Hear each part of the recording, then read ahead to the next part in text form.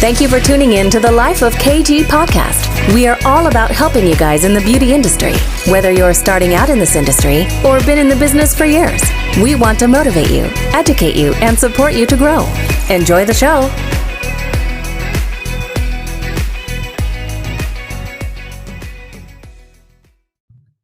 Hey everyone, welcome back to A Life of KG. I hope you're all having a great week. I know we had a very disappointing week last week regarding the announcement being told less than 24 hours that we can't do face treatments. So I know a lot of us in the industry was on the floor, including myself. But as always, as our strong women, we build ourselves back and up, ready to face the next battle that hits us. So I hope you are all feeling a little bit stronger this week. So tonight I am interviewing Salon chain owner Jayd, who started Nailco Nail Bar in July 2017. In just 3 years, she has grown the brand to over 4 locations. How crazy is that? And 2 of them is within TOPSHOP, the clothing store. So I cannot wait to hear her story and how this began. She didn't come from a beauty background, but she believes the right attitude and mindset, you can become an expert at just anything. So let's listen to her story. Without further ado, here she is. So thank you so much for coming on The Life of KG today. Welcome. Thank you for inviting me. You're very welcome. So I'm so excited to hear your story. I actually heard you on my friend's podcast. Right. And I was like, oh my God, I have to get her on the show. I talk so much on them, and I'm like, feels like, get her off the stage. No, definitely not. So can you first of all introduce yourself to all the listeners and explain what you do? Yeah. So hi everyone, I'm Jayd and I own a chain of salons called Nailco Nail Bar that operate in Scotland. Don't let the Geordie voice throw you off. So yeah, I own a chain of salons, one in Glasgow, one in Aberdeen, and then 2 further ones which are inside of TOPSHOP clothing stores, one again in Glasgow and one in Edinburgh. So I own the business. I'm kind of involved from an operational level in terms of like dealing with managers and stuff like that. But I'm kind of the one who's behind the brand and makes the decisions about where we go next and how we do it type thing. Wow, that's amazing. So was you, because you're not originally from the beauty industry, are you? No, I'm not. I'm actually from the hospitality industry, really. That's where my background lies. And I studied law at university, so totally different to beauty. But I feel like you can learn anything that you want to learn. And I always had an interest in beauty, but the thing with me is I'm a bit of a bull in a china shop, so there's not a chance I could do any treatments on any person ever. Like, that would just not be a good idea. So I always wanted to be involved, but I knew that I just wasn't creative in that way, and I didn't have the skills to do that. I'm just not good at those types of things, but I always wanted to be involved, so I managed to find another route to do that. And do you find your nail techs, they're okay with you, like not knowing how to physically do the treatment? Because I guess you just need a good eye anyway, don't you? Yeah, I mean, if I had a conversation with somebody now, they would think I was a nail tech. So I know everything that I need to know now. I just couldn't practically carry it out. That's not true, actually.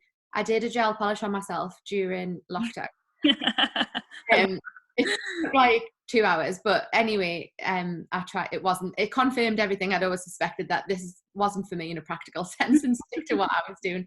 But no, I think maybe at first people are a bit like, you don't know what you're talking about, and I was like, yeah, I don't, you're right, but there's things that I know about that you don't know about, so you need to teach me and I'll teach you, and we can kind of make it work. But now I would say that I know, like, we do like training, we've got like training manuals and stuff, so like I've read them. I know the science behind like the nail plate and all of that type of thing.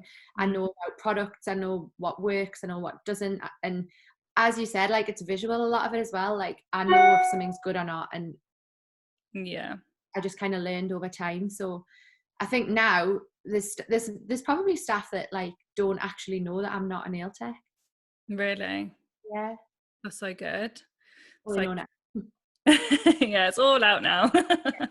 So everyone obviously has a story. What is your story, and what made you want to open a salon in the first place? So I suppose my story starts really when I was at university. So as I said, I was at university and I was studying law, and I really liked it. It was good. I enjoyed it.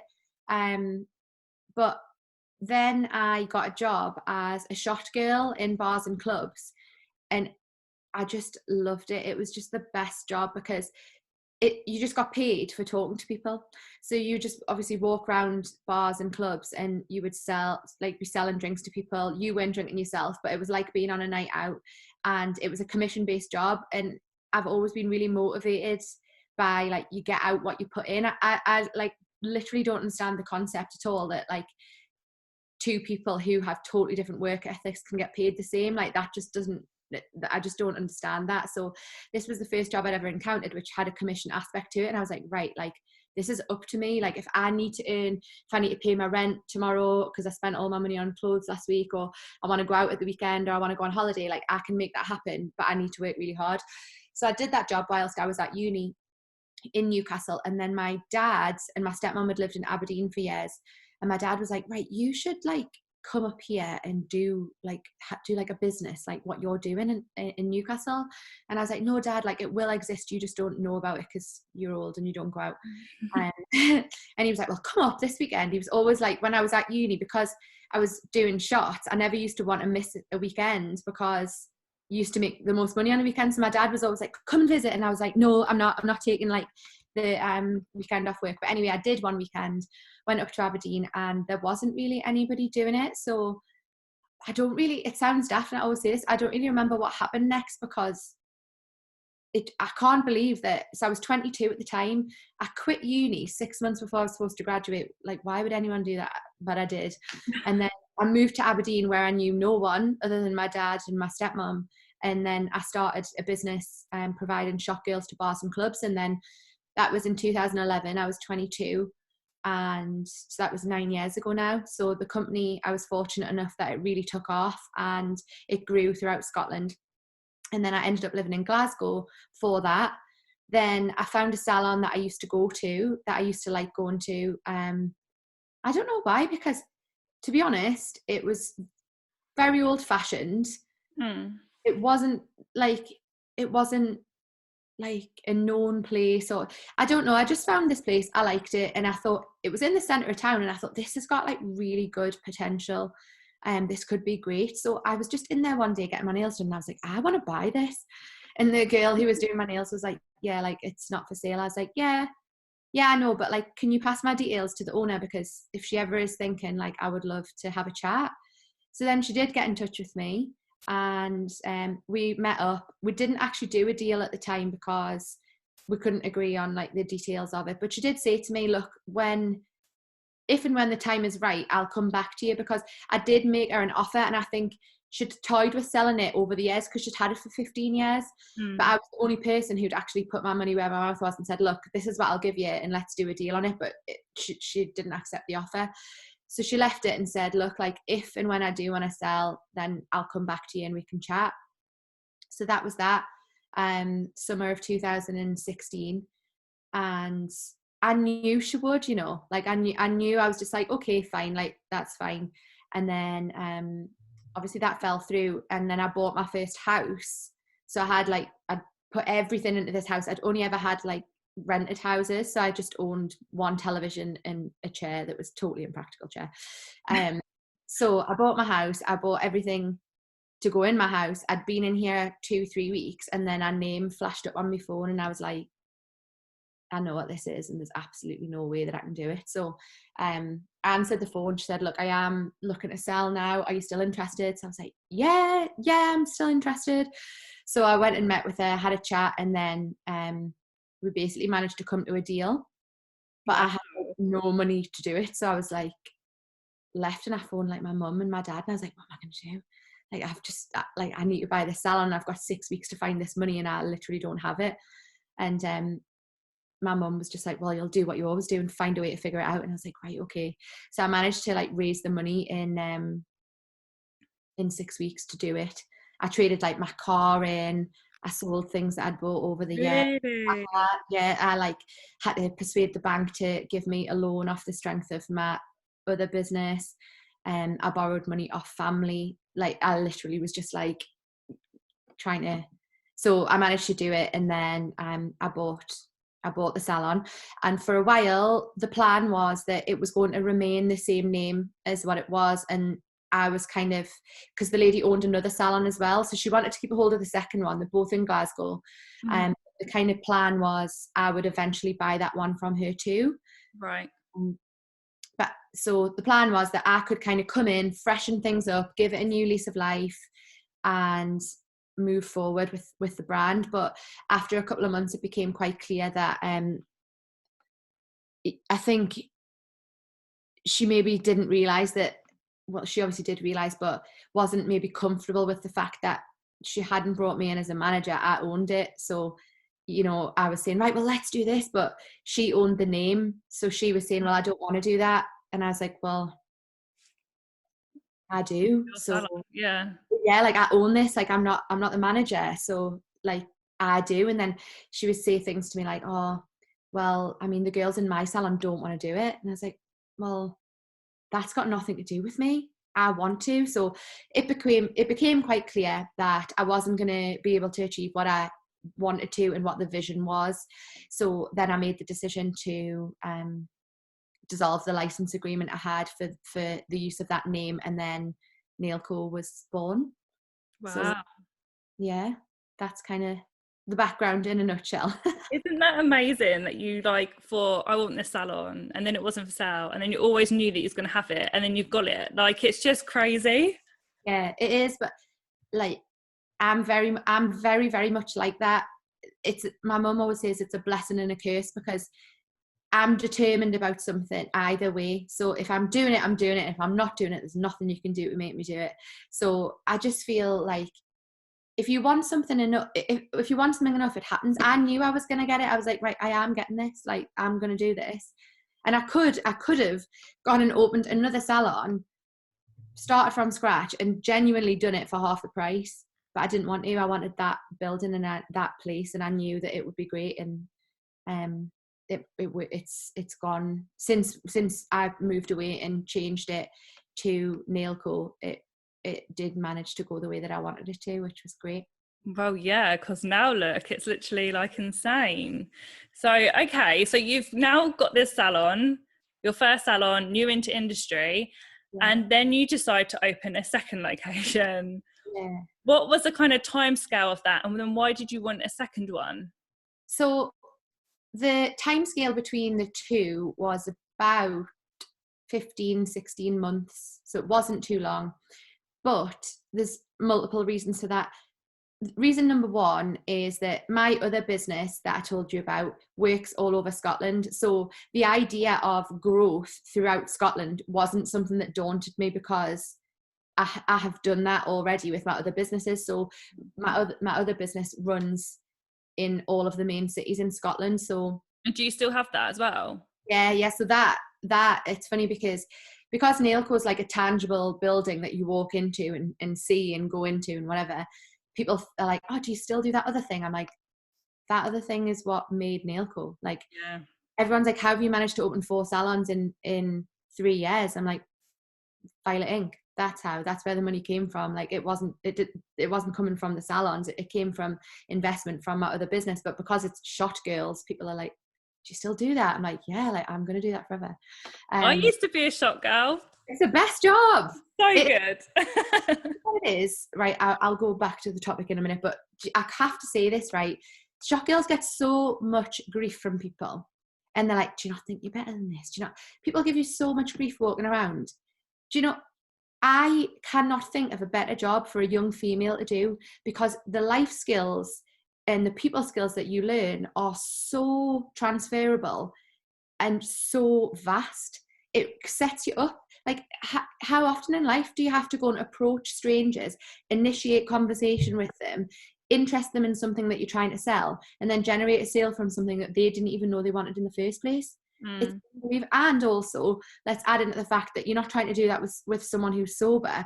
You're trying to persuade a drunk person to do something. Like, that's an impossible task.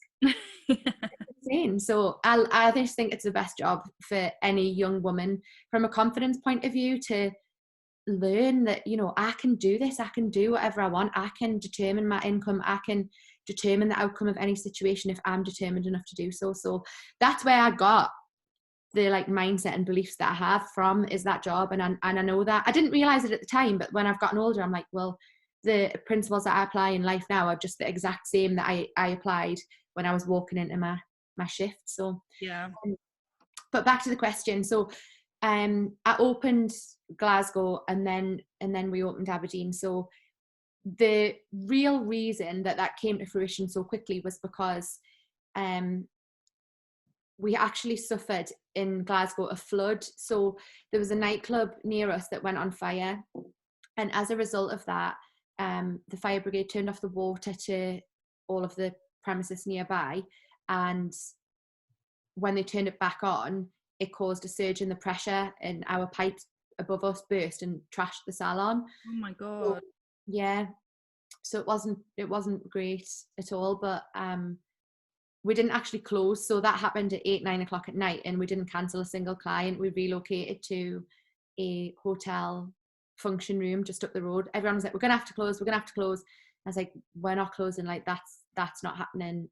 We're gonna stay open. So we moved to a function room just up the road, went in at 8 o'clock in the morning, got all of the stuff out, and first client at 9 o'clock, just stood someone in the shop like, hi, as you can see, it's trashed. Don't worry though, we'll do your nails just up the road. So we ended up in there for 13 weeks, which it's just crazy. But oh my gosh. You know what it is? Like the lockdown thing's the same. Like I'm like 4 months went by like that. It was the same when we were in the hotel. Like in an instant, it just felt forgotten about. Like, oh, well, did that even happen? It did happen. Yeah. So as a result of the salon being trashed, we then had to fully refurbish the salon, and we were fortunate enough that because of the incident, our insurance fully covered it. So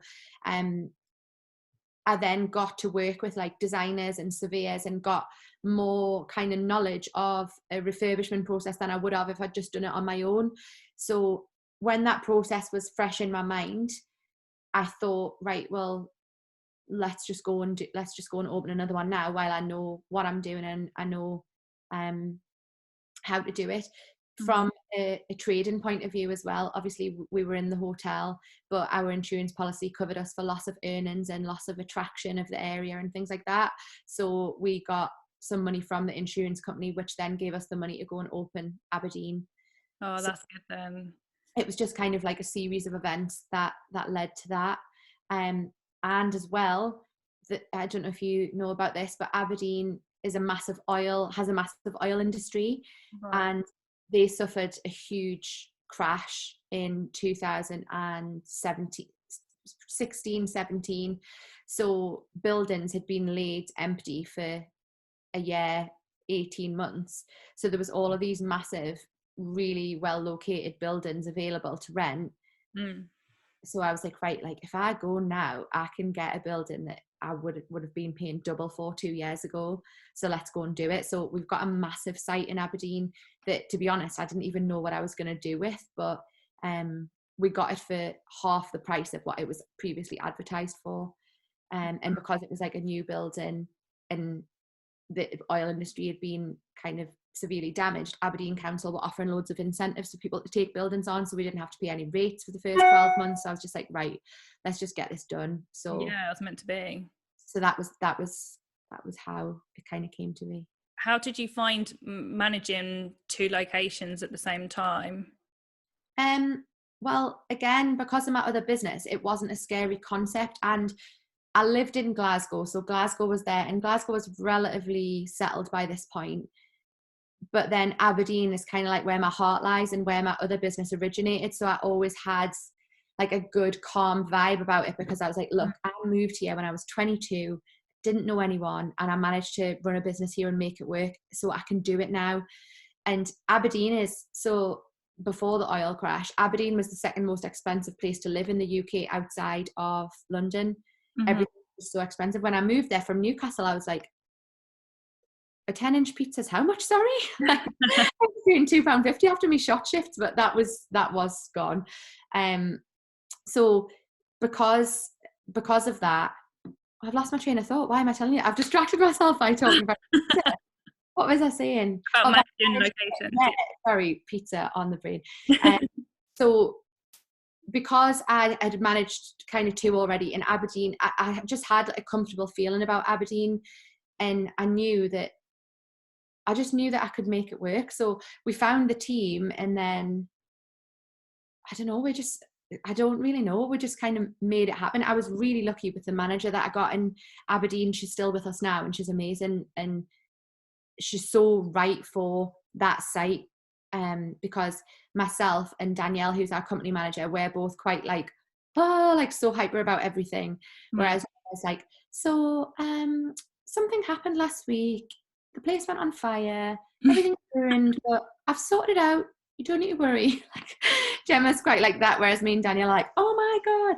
So I think the fact that she was so chilled and took everything in her stride made it a lot easier to manage. But because I'm not hands-on in the salons, I have the ability to be wherever I needed to be to support whatever needed to be supported. So that's a big difference, I think, between.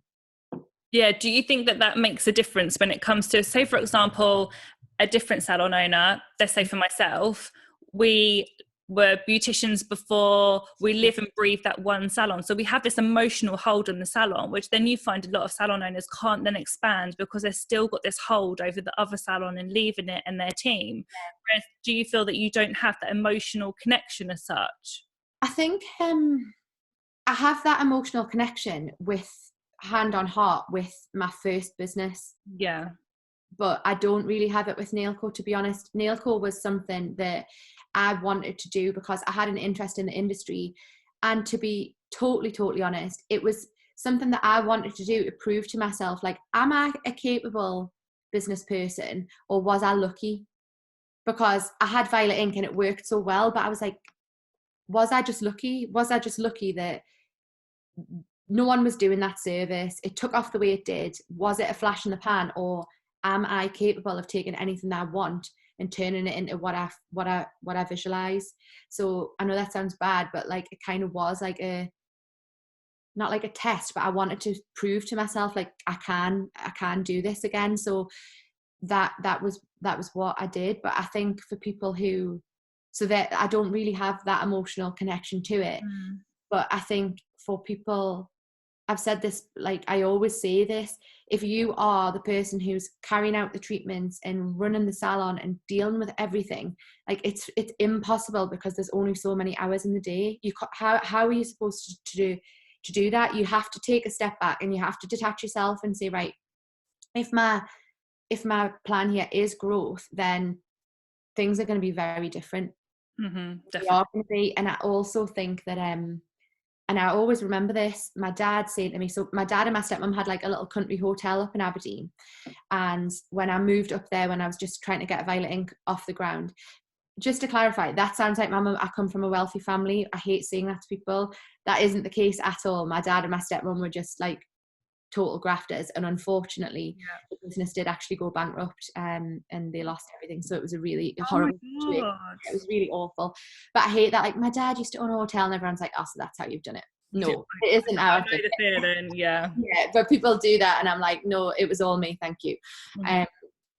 But yeah, so I've lost my train of thought again. What was I saying? I'm so engrossed in everything you're saying. I don't even know.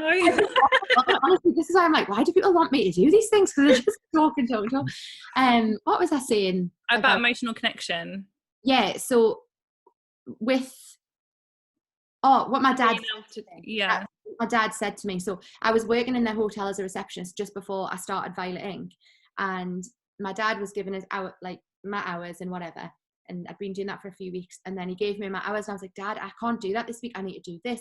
I've got this meeting. I've got this. And I was like, but I'll make up for it next week. And he laughed, and I was like, why? What are you laughing at? And he was like, you won't. I was like, I will. Like, I'll do it next week. Like, do my hours in advance, and I'll make it up. And he was like, you won't. And I was like, right, okay, I won't. And he was like, this is it now.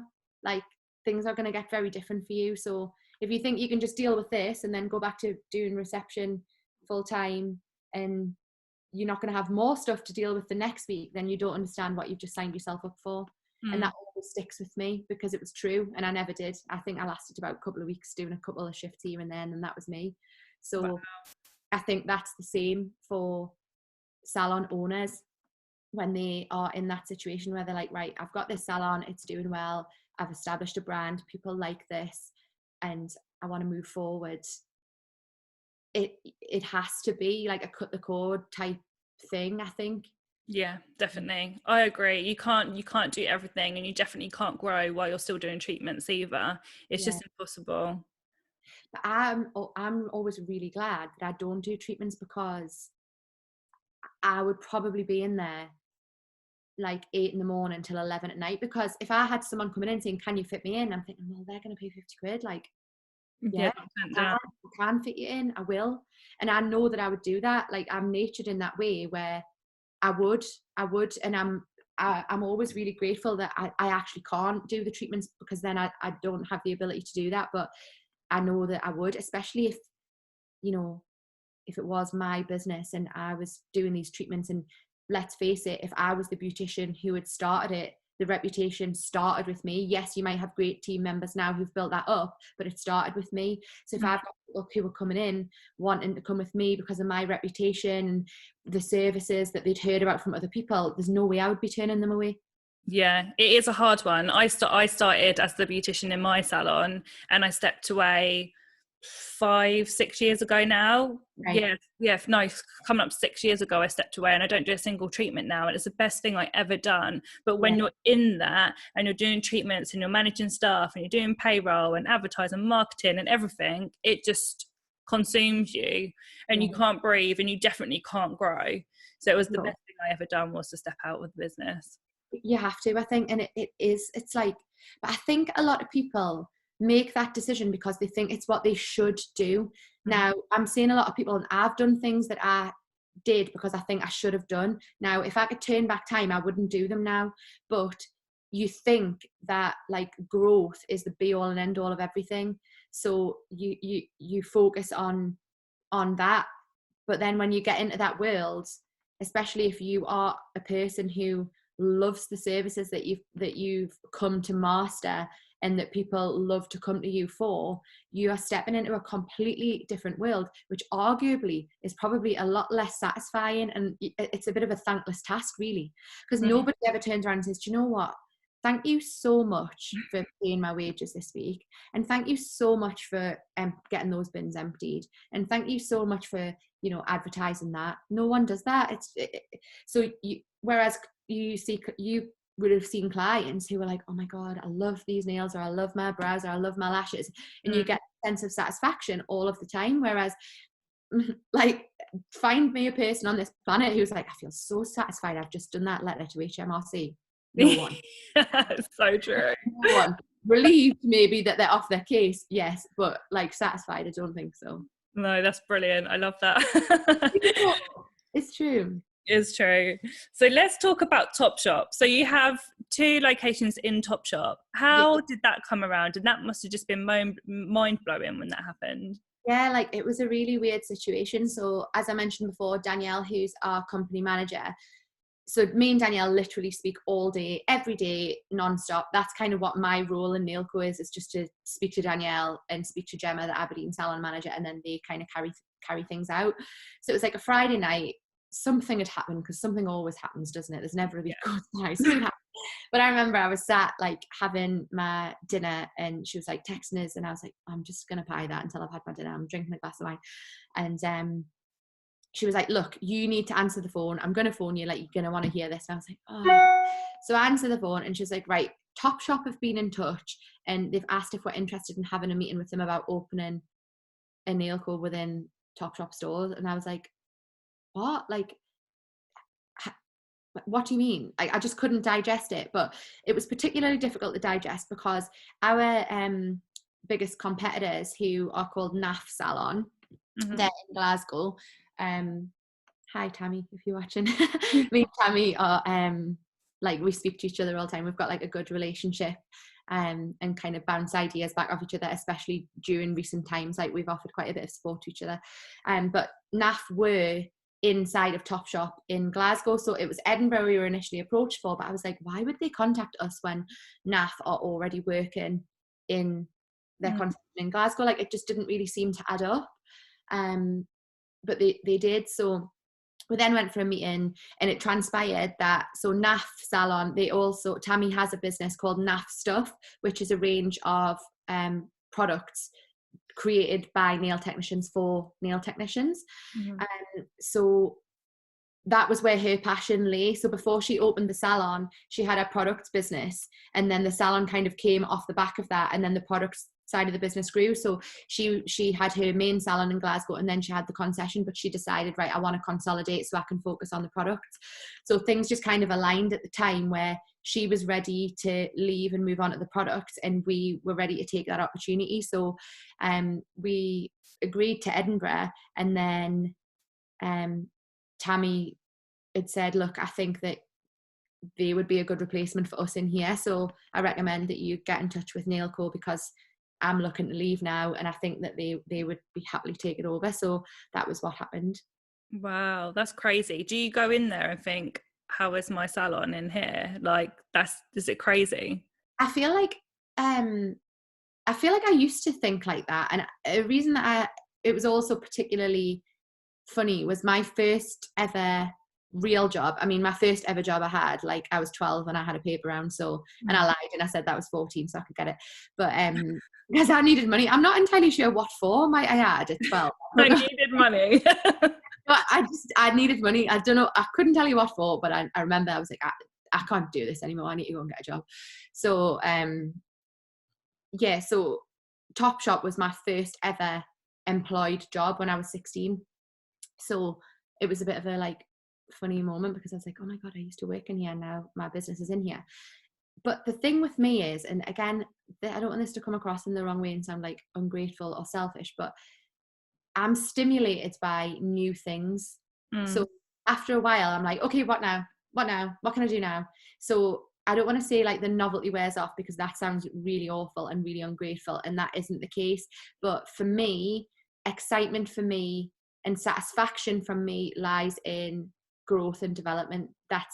And that comes from my other business, because, you know, when we started off with working in 3 venues in Aberdeen, and then it was 6, and then it was 12, and then it was however many, and then just before lockdown we were operating in nearly 80 venues on a weekly basis throughout the country.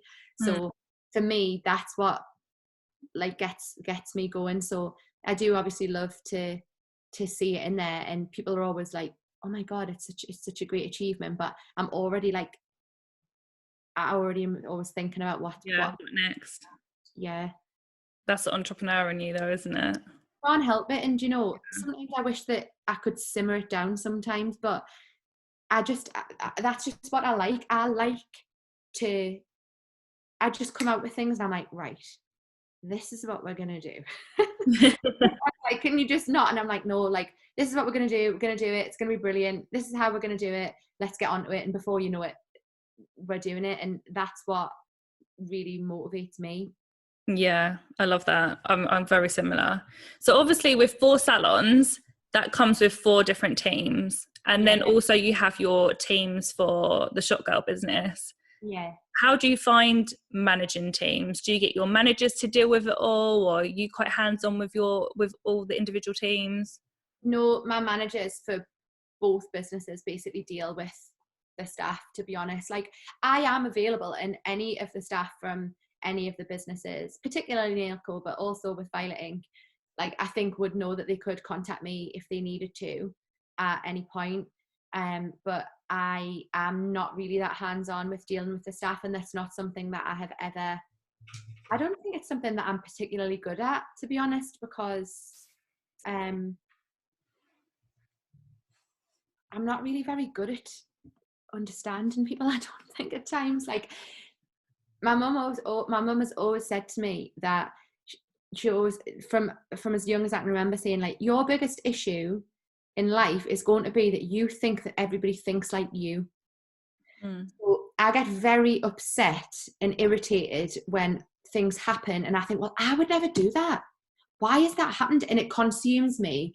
And I haven't managed to master the skill after 9 years of having my own business to be able to detach and look at something objectively. I take things too personally, and I'm too involved, and I struggle to differentiate between I'm like, well, why have they done that? I wouldn't do that to them. It's like, it's not about that. They're not thinking about me. They're not doing it to annoy me, or they haven't woken up today and thought, you know what, I'm going to piss Jayd off today. That's not what happens. But I'm not very good at being able to realize that. So I think maybe after about 4 or 5 years, I realized that my strength wasn't actually in dealing with large teams of people. There was better people out there who could do that. Yeah. So, and I think, again, when I was younger and I started Violet Ink, I thought I had to do and be the best at everything. Whereas now I'm like, right, my goal is to do as little as I possibly can so I can focus on what I want to do. Mm-hmm.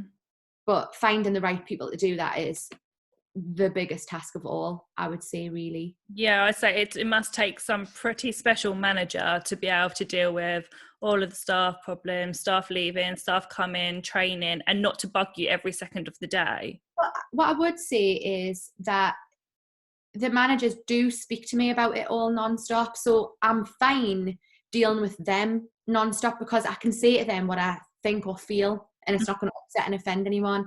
And I've been lucky enough that I've found people who I gel with and who compliment me and I compliment them. Like, our different personality traits work well together. So I do speak to the staff, the managers. I speak to the managers pretty much all day, every day.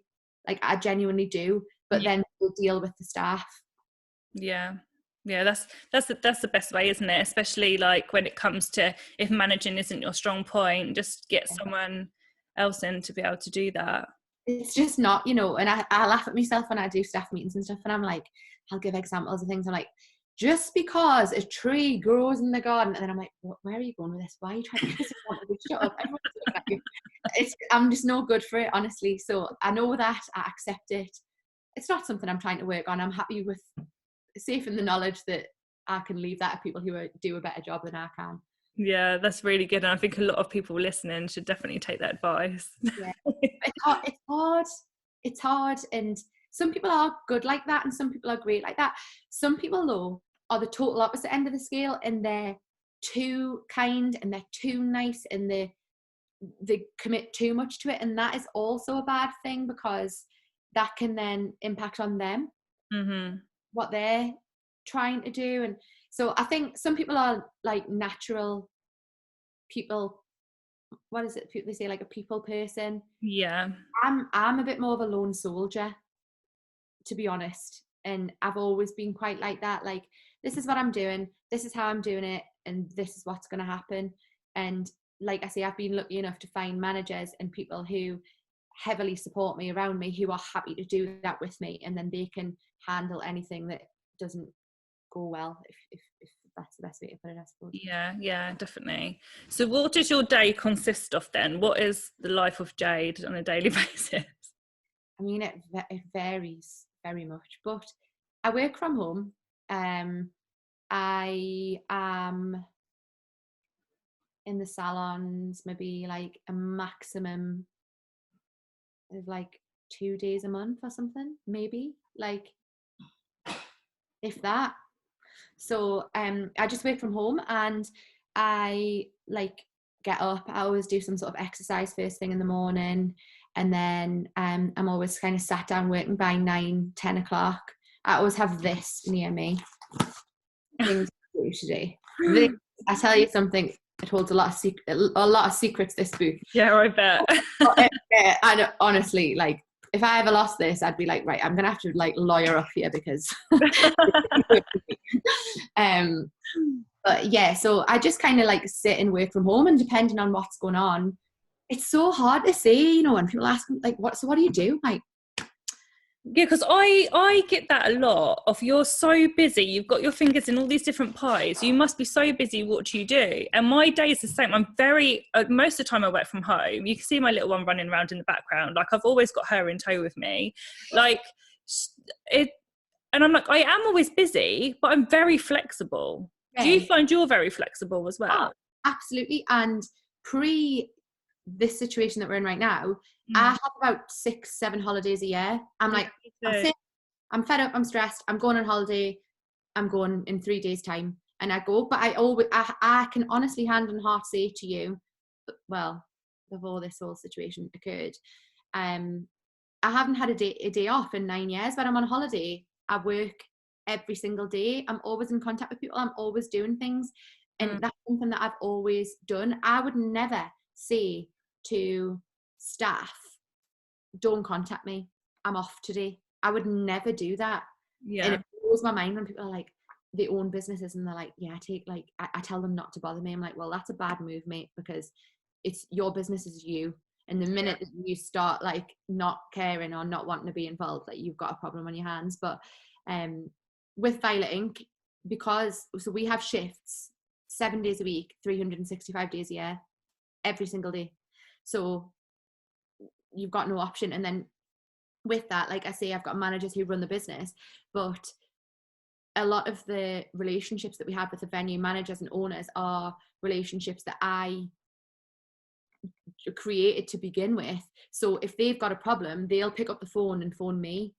So, or they'll message me. So, you know, I can be sat on, like, myself and my partner, we would never go out for a meal on a Friday or a Saturday night because you're just on your phone non-stop, because we've got over 350 like staff for Violet Ink. So like there's always something happening, and there's always someone who's not turned up, or someone who's unhappy about this, or this is happening. So you just have to be available all of the time. But at the same time, like that's what I've chosen, and I wouldn't have it any other way. And I like that, because like I say, I can do that, and as long as I'm committed to doing that, I can go and do it in Vegas if I want. I can go and do it in Thailand if I want. I can go and do it in Newcastle and visit my family if I want. As long as I've got my phone with me and I'm available, which I always am, then I can work wherever I want. So that flexibility is something that's, I don't think you could ever, I think that's more valuable to life than money. Yeah, for me 100%. Like if I've got flexibility, that's all I care about. Obviously you can only really do that when you've got the finances and stuff and teams and that in place behind you. But for me, I don't ever want to be tied somewhere or tied down or can't go somewhere because I'm in this location. If I like you, I'll always be working every single day, but it's through my phone. I can do that anywhere. And I love that, and that's what I would hate to lose. Yeah, and me too. And I wouldn't ever let it happen, no matter what happens. And I mean, I'm not even gonna lie, like it has been, not for Nailco, but for Violet Ink, a really, really, really, and it still is a very uncertain time, but it will be fine, because it's always fine. It's only fine if you decide it's not. So it's just about working hard and getting back to where you need to be, which we will absolutely do. But because where is that business laying at the moment? Because obviously I guess that's in nightclubs, right? And they're all shut. Bars and clubs. So we have some shifts in some venues, but like, to put it into perspective, like not even 10%. Yeah. And my income comes from there, not from Nailco, because I've done so much growth with Nailco in the last 3 years that I truthfully haven't earned money from it. Like I haven't. And people are like, oh, you're doing well for yourself. I'm like, no, I had more money before. The perception people have is unreal, isn't it? I'll tell you what, I went in to pick up a Chinese last weekend, and it was a local Chinese to my salon, but not where I live. And I know of the person just because we've got businesses in the same location, but not, like, I don't know his name or anything like that. And I walked in, he was like, how's the salon? And I was like, yeah, it's not too bad, blah, blah, blah. And he's like, well, you're minted, aren't you? That's what he said to me. Well, you're minted, aren't you? And I'm thinking, why would you even think that? Why would you ever say that? It just baffles me. People just do think that. And it's like, you've got no idea. And you know what? I can't be asked to bore you with the details, because you won't care anyway. And you won't like it, because it's going to disprove what you think. And you just happy to sit there thinking, oh well, it's fine for you, because you know it's fine for me because I never give up. Like, that's the difference between me and you.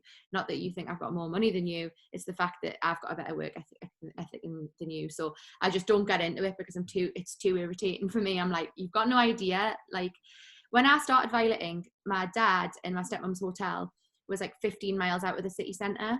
So for about 18 months of my life, I would drive in, to the city centre. I wasn't doing the shifts anymore. I would go and make sure that the girls were where they needed to be and what was happening, see everything was fine, talk to the venue managers every single night. And then there was this particular car park which I found, which was quiet. Now, I sold my car because I'd needed to start the business, but my dad used to let me drive his car, which was like a Jeep, which was great because you could put the seats down and I would take a duvet and a pillow and I would go and sleep for 3 hours in this car park for at least 5 nights a week. And then I would set my alarm, wake up. I used to take a bottle of water, my toothbrush, toothpaste, brush my teeth in this car park, sort my makeup out, put the seats back up, go and drive in. How's everyone getting on? Like, do all the cashing up, sort the money, 4:30 in the morning, drive home, get back to my dad's at like 5 in the morning, wake up and do it again the next day. People would never do that once. No. They would just do it. And I'm like, that's the only difference between me and you, is I will and you won't. Literally, that's where it starts and ends. There's nothing different. Yeah. And people just don't want to do it, and hard work always wins. So that's why I know that with this situation that we're in now, we will be fine and we will recover, because one, we've built fantastic reputations because of stuff like that, because we would never let people down, and I've always done everything in my power to you can't ever like not go through with a commitment, and that's something I really believe. So it's a bit tough at the moment, but like I'm sure one day I'll be grateful for the lesson, maybe. Not the loss of income, not gonna lie, can't imagine ever being pleased about that, but the stuff that I learned from it, hopefully. Definitely. Would you say COVID has been your lowest or hardest struggle so far, or has there been anything else? No, I wouldn't say it is. I would say the worst thing that I have been through was, I can't really go into it too much for obvious reasons when I tell you, but I had a member of staff who we were involved in like a legal type battle, and that was absolutely soul destroying for me. And it wasn't that long ago, it was only last year. And I'm actually so glad that it happened, because I think coronavirus really would have tipped me over the edge, but this feels like nothing compared to that. I just wanted to die. I couldn't cope. I was like, I can't do this. Like, I just can't do it. Like, I've worked so hard. I'm a good person. I'm kind. I do the best I can. I'm an honest. What you see is what you get with me. And I've never been the sort of person who has ever wronged others. I'm just, that's just not what I do, because I don't need to.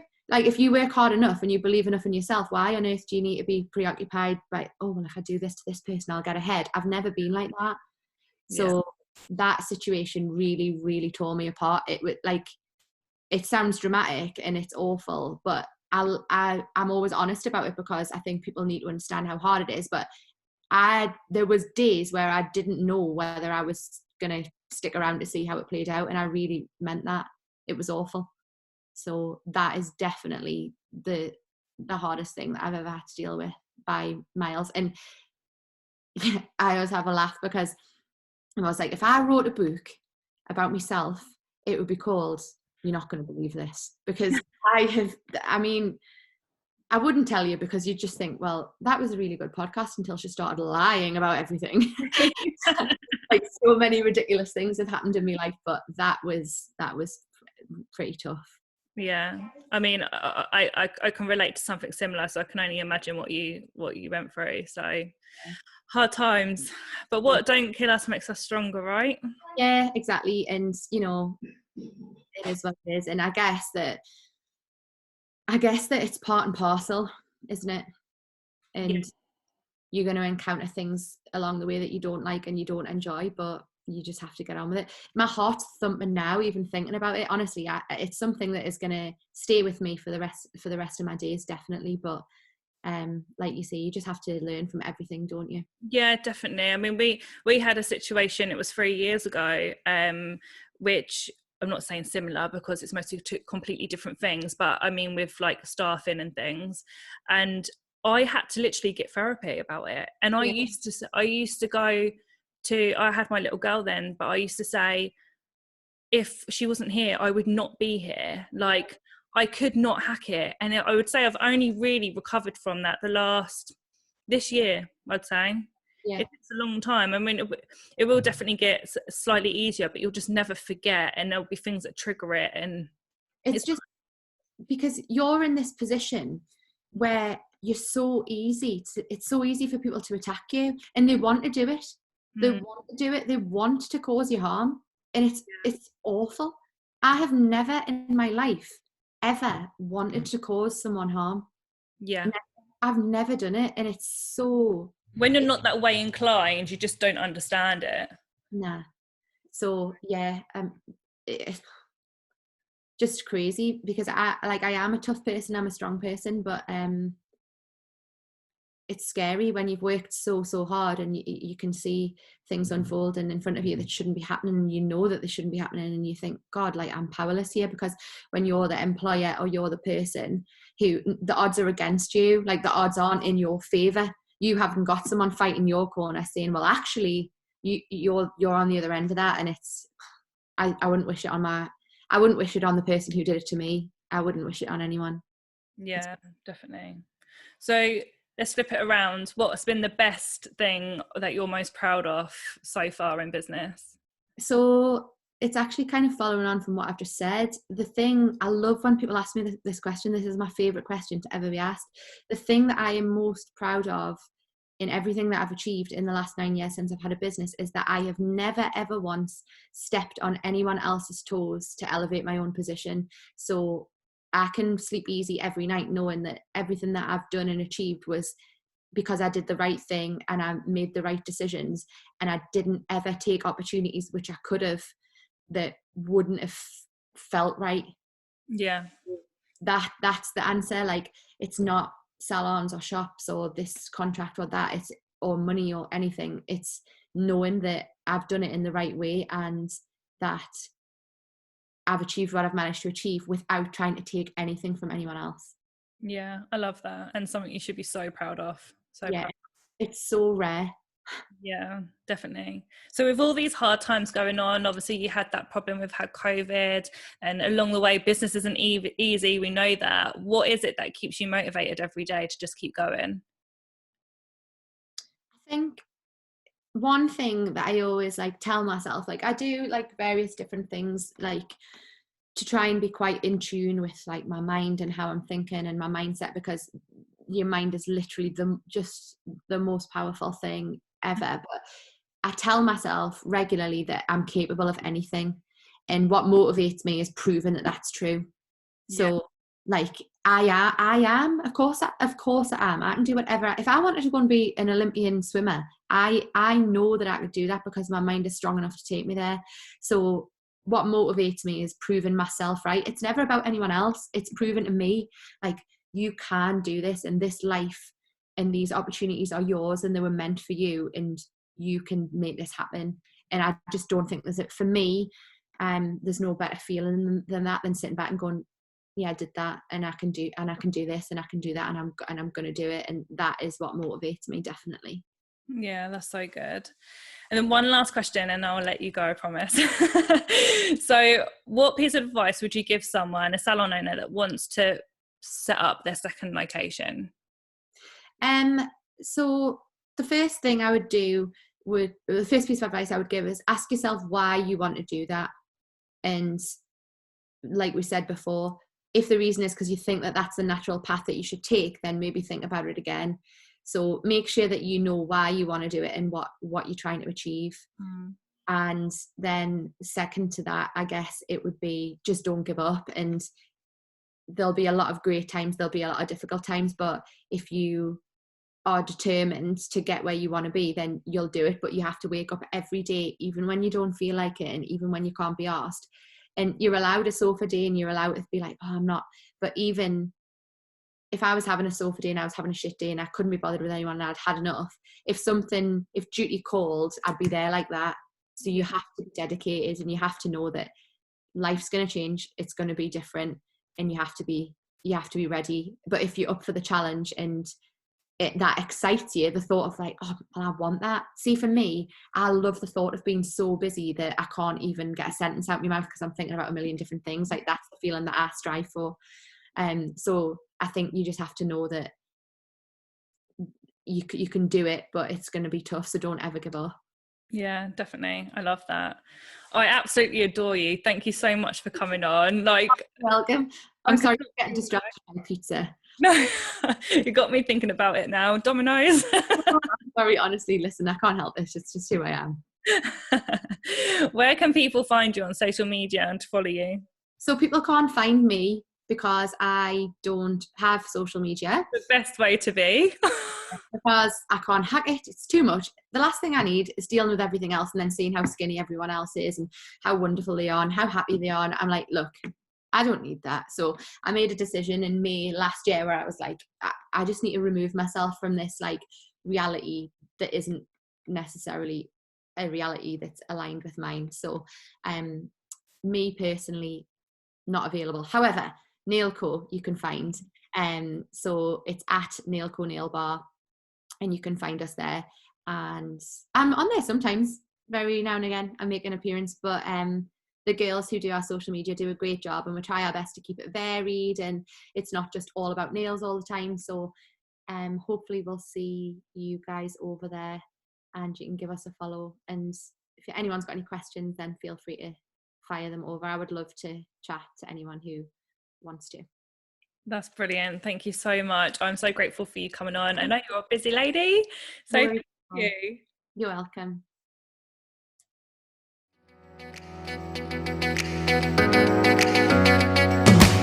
We would love to hear what you thought about this episode. I love the show, guys. You're awesome. Please leave a review and share on social media tagging at KG Salon so we can share. I always follow them. Until next time, have an amazing, successful week.